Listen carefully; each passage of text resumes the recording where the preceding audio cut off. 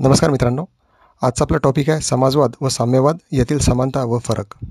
आजच्या भांडवलशाही युगात आपण सर्वांनी एक गोष्ट नोटीस केली असेल, ती म्हणजे गरीब व श्रीमंत या वर्गातील दरी. गरीब हा आणखी गरीब होत चालला आहे, तसंच श्रीमंत हा आणखी श्रीमंत. आर्थिक सामाजिक असमानता, पैशांचा एका वर्गाकडे होत असलेला संचय, वाढती गरिबी, बेरोजगारी या समस्या पूर्ण जगभरात आपल्याला दिसून येतात. आणि म्हणून वाढत्या आर्थिक सामाजिक विषमतेला ध्यानात घेतलं तर समाजवाद आणि साम्यवाद ह्या कन्सेप्टचं महत्त्व आपल्या लक्षात येतं. दोन्ही विचारात काही समानता दिसून येतात. समाजवाद व साम्यवाद दोन्ही विचारांचा एकच कॉमन फोकस आहे, तो म्हणजे समाज, सोसायटी. दोन्ही विचारधारांवर मार्क्सिझम अर्थातच कार्ल मार्क्स यांच्या तत्त्वज्ञानाचा प्रभाव आहे. दोन्ही विचारधारा समाजातील आर्थिक सामाजिक असमानता विषमता दूर करण्यावर भर देतात.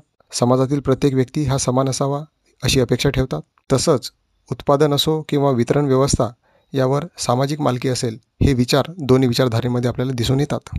असं जरी असलं तरी दोन्ही विचारांमध्ये काही प्रमाणात भिन्नता आहे. समाजवाद हा सुधारणावादी व मध्यममार्गी दृष्टिकोन मांडतो, तर साम्यवाद हा अधिक कठोर व क्रांतिकारी दृष्टिकोन मांडतो. समाजवाद राज्याचा हस्तक्षेप नाकारत नाही, राज्यामार्फत समाजवादी व्यवस्था राबवली जाऊ शकते असं समाजवाद मानतो. तर साम्यवाद मात्र पूर्ण राज्यविहीन व्यवस्थेचा पुरस्कार करतो. Complete abolition of state, a complete stateless society. समाजवादामध्ये क्षमतेनुसार मोबदला मिळू शकतो, म्हणजेच जेवढे काम तेवढे दाम. तर साम्यवादात मात्र आवश्यकतेनुसार मोबदला मिळेल, म्हणजेच ज्याची जेवढी गरज तेवढी त्याला रसद. समाजवादात खाजगी मालमत्तेला, खाजगी संपत्तीला विरोध नाही आहे, काही प्रमाणात त्याला मुभा दिलेली आहे. परंतु साम्यवाद मात्र खाजगी संपत्तीचा विरोध करतो, total ban on a private property. सामाजिक आर्थिक विषमता दूर करून समता प्रस्थापित करायची असेल तर शांततेच्या मार्गाने ती करता येऊ शकते असं समाजवाद मानतो.